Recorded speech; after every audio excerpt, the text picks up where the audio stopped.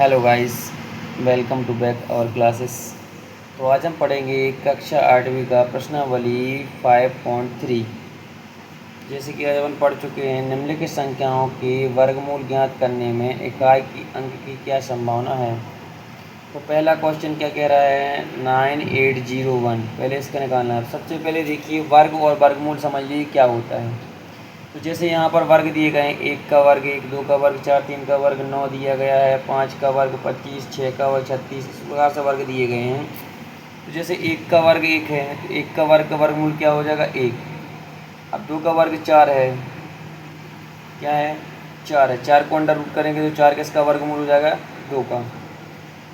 इसके बाद 9 किसका वर्गमूल होगा 3 का, 16 किसका वर्गमूल होगा 4 का, 25 किसका वर्गमूल होगा 5 का, 36 किसका होगा 6 का, 49 किसका होगा 7 का, और 64 किसका होगा 8 का, 81 होगा 9 का, और 100 का होगा अपना 10। तो इस प्रकार सबसे पहला क्वेश्चन क्या कह रहा है, तो 9801। तो इसका आंसर है अपने पास। तो 9801 संख्या के वर्गमूल में इकाई अंक की संभावना 1 या 9 होगी। 1 या 9 क्यों हो सकती है, क्योंकि आपको पता है कि इकाई अंक में एक किस किस के वर्ग में आता है।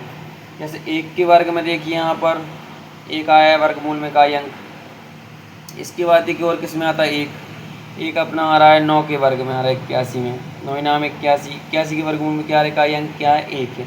इसलिए इसको क्या लिख सकते हैं, तो एक संख्या के वर्गमूल में इकाई अंक की संभावना 1 या 9 होगी। चलिए सेकंड देख लेते हैं, 99 85 6। तो संख्या के वर्गमूल में 6 है इसके लास्ट में। तो देखिए यहाँ पर 6, तो 6 किसके वर्ग में आता है आपको यहाँ पर देखने मिल जाएगा, 16 के वर्ग में वर्गमूल में आता है और 36 के वर्गमूल में आता है। तो 36 किसका वर्गमूल है 6 का। तो यहाँ संख्या का इकाई अंक क्या है अपने पास 6।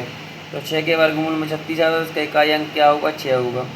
और 4 के वर्गमूल में भी आता है, तो 4 और 6 कहलाएंगे। तो 4 के वर्गमूल में 16 आता है, तो 16 का इकाई अंक क्या हो जाता है 6। इसलिए 4 और 6 इसकी संभावना किसकी हो सकती है 4 और 6 की। इसी प्रकार इकाई का अंक 1 है, तो आपको पहले ही पता है पहले क्वेश्चन में।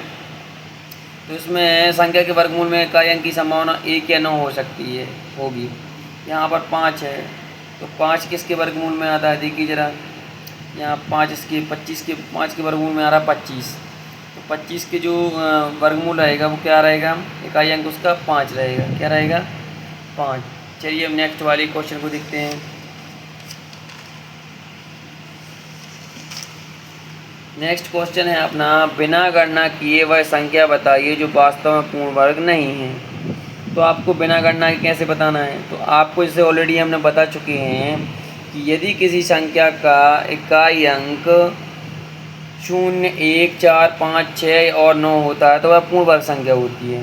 तो यहाँ पर हम देखते हैं पहला क्वेश्चन है 153। तो 153 में क्या करेंगे अपन, तो हम जानते हैं कि संख्याओं के वर्गों में इकाई अंक 0 1 4 5 6 और 9 होता है तो वह पूर्ण वर्ग होती है। तो 153 में इकाई का अंक 3 है, अतः यह संख्या पूर्ण वर्ग संख्या नहीं है। इस फॉर्मूले को आपको याद करना है। चलिए अब आते हैं इसके बाद, इसके बाकी सभी क्वेश्चन इसी प्रकार से बनने वाले हैं, इसलिए हम तीसरा क्वेश्चन देखते हैं। बार बार घटाने की विधि से 100 और 169 का वर्गमूल निकालना है। तो देखिए क्या करते हैं, तो क्रमागत विषम संख्याओं को घटाते हैं अपन। 100 में से 1 को घटाया तो 99, 99 में 3 96, 96 में इस प्रकार अपन घटाते जाते हैं। और अपन को कौन सा पद आ रहा है यहाँ पर 0 आया है, तो कौन सा पद आ रहा है वो देखना है अपन को। तो पहला पद ये है, दूसरा, तीसरा, चौथा, पाँचवा, छठवा, सातवां, आठवां, 9वां और ये आ गया अपना 10वां। 10वां पद क्या आ गया अपना 0 आ गया है। तो जो भी पद अपने पास आने वाला है वही उसका वर्गमूल क्या है। यहाँ देखेंगे, अतः संख्या 1 से क्रमागत विषम संख्याओं को 100 में से घटाने पर 10वां पद 0 प्राप्त होता है। इसलिए 100 का जो वर्गमूल होगा वो क्या होगा अपने पास 10 हो जाएगा। चलिए अब इसके बाद बाकी जो इसके क्वेश्चन हैं सभी इसी प्रकार बनने वाले हैं। और इसके बाद अब चौथा क्वेश्चन देखिए, आवाज गुणनखंड विधि से निम्न संख्याओं का वर्गमूल ज्ञात करो।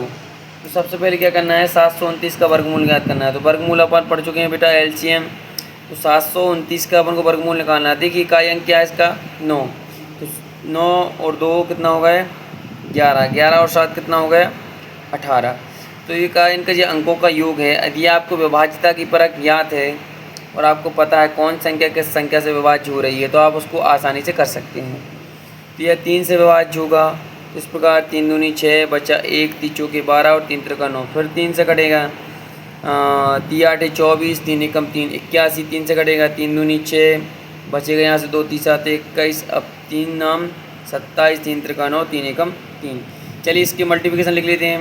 तो 719 इसको अंडर रूट लेते हैं अपन।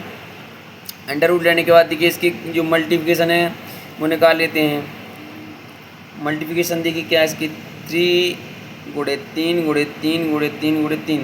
तो इनके जोड़े बना लेते हैं, 1 2 3। अब तीनों जोड़ों में से कॉमन एक एक चीज़ को अपन बाहर ले लेते हैं, तो ये अंडर रूट से हट जाएंगी। 3 गुणा 3 गुणा 3, 3 त्रिका 9 9 है 27 बराबर 27।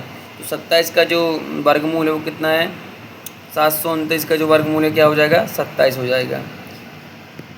चलिए इसी प्रकार से जो बाकी अन्य सवाल बनेंगे वो इसी प्रकार से बनेंगे। चलिए इसके बाद आगे के सवाल देख लेते हैं। सवाल क्या कह रहा है, सवाल कह रहा है कि निम्नलिखित संख्याओं में प्रत्येक के लिए वह सबसे छोटी पूर्ण संख्या ज्ञात कीजिए जिससे इस संख्या को गुणा करके यह एक पूर्ण वर्ग संख्या हो जाए। इस पूर्ण वर्ग संख्या का वर्गमूल ज्ञात भी कीजिए। अब इसमें 2 क्वेश्चन आ गए अपने पास। 2 क्वेश्चन कैसे, अपन को पूर्ण वर्ग संख्या भी ज्ञात करनी है, उस संख्या का वर्गमूल भी ज्ञात करना है। चलिए सबसे पहले अपन 225 को लिख लेते हैं। तो प्रश्न कह रहा है कि निम्नलिखित संख्याओं में से प्रत्येक के लिए वह सबसे छोटी पूर्ण संख्या ज्ञात करो जिससे इस संख्या को गुणा करके, तो संख्या का क्या करना है, गुणा करना है। तो सबसे छोटी पूर्ण वर्ग संख्या अपन को देखनी है। तो सबसे पहले देखिए 225 का मैंने अभाज्य गुणनखंड विधि से यहाँ पर देखिए एलसीएम निकाला है। तो 2 एकम 2, 2 दूनी 4 बचा 1, 2 छिंग 12, 2 छिंग 12, 2 तिया 6। तो 3 एकम 3 दूनी 6, 3 एकम 3, 3 7 21, 7 एकम 7। चलिए यहाँ पर देखते हैं कि 2 का जोड़ा बन रहा है, 3 का जोड़ा बन रहा है, लेकिन 7 का जोड़ा नहीं बन रहा है। तो इसके लिए क्या अपन लिखेंगे, यहाँ 225 के अभाज्य गुणनखंड में 7 युग्म में नहीं, युग्म मतलब जोड़े में नहीं है, अतः 252 को 7 से गुणा करने पर यह एक पूर्ण वर्ग संख्या बन जाएगी। चलिए इसी में 7 को गुणा कर देते, 252 में 7 को गुणा कर लेते हैं अपन, तो कितना आ जाता है, मतलब 1764। तो 1764 एक पूर्ण वर्ग संख्या है। क्यों है, क्योंकि इकाई अंक क्या है इसका 4। तो आपको पता है यदि किसी संख्या के इकाई अंक में 0 1 4 5 6 और 9 होता है तो वह संख्या पूर्ण वर्ग होती है। चलिए अब इसका वर्गमूल भी ज्ञात कर लेते हैं। तो वर्गमूल में इसको अंडर रूट में लेते हैं 1764 को, इसके जोड़े बनाते हैं 2 गुणे 2, 3 गुणे 3 और 7 गुणे 7। जिस 7 से अपन ने गुणा किया उसको भी इसमें अपन ऐड कर लेते हैं। चलिए ऐड करने के बाद कॉमन निकाल लेते हैं जोड़े इनमें से। इसमें से 2 1 को निकाला अपन ने, 1 3 को निकाला और 1 7 को। 2 3 6 6 7 42। तो 42 1764 का जो वर्गमूल होगा वो कितना होगा, 42 होगा, है ना। चलिए इसी प्रकार से अन्य सवाल और बनेंगे इसी के। अब देखिए 180 का आ गया अपने पास, 180 का। तो उसी प्रकार से अपन ने अभाज्य गुणनखंड विधि से इसको हल किया। तो यहाँ क्या नहीं, युग्म में क्या नहीं है, 5 युग्म में नहीं है। तो लिखेंगे यहाँ 180 के अभाज्य गुणनखंड में 5 युग्म में नहीं है, अतः 180 को 5 से गुणा करने पर यह एक पूर्ण वर्ग संख्या बन जाएगी। चलिए 180 को 5 से गुणा करते तो 900, 900 क्या है, पूर्ण वर्ग। हमने आपको ऐसे ही बताया है कि शून्य की संख्या सम होनी चाहिए, तो यहाँ पर शून्य की संख्या सम आ गई है, इसलिए यह पूर्ण वर्ग संख्या है। अब 900 को अंडर रूट लेते हैं अपन, इसकी मल्टीप्लिकेशन देख लेते हैं। 2 गुणे 2 गुणे 3 गुणे 3 गुणे 5 गुणे 5। चलिए कॉमन निकाल लेते हैं, 1 2 को निकाल लिया बाहर, 1 3 को निकाल लिया और 1 5 को। 2 3 6 6 5 30। 900 का जो वर्गमूल होगा वो क्या होगा, 30। और 30 का वर्ग कितना होता है, 900, और 900 का जो वर्गमूल होगा वो क्या होगा अपना, 30 हो जाएगा। चलिए ये वाली प्रश्नावली यहीं पर समाप्त होती है। इसी प्रकार से हमने एक आपको सवाल बता दिए हैं और इसी प्रकार से बाकी सब 5.3 की पूरे सवाल इसी प्रकार से बनेंगे। Thanks for the watching. अगर वीडियो अच्छी लगे तो आप शेयर करिए, लाइक करिए, सब्सक्राइब करिए। Thank you.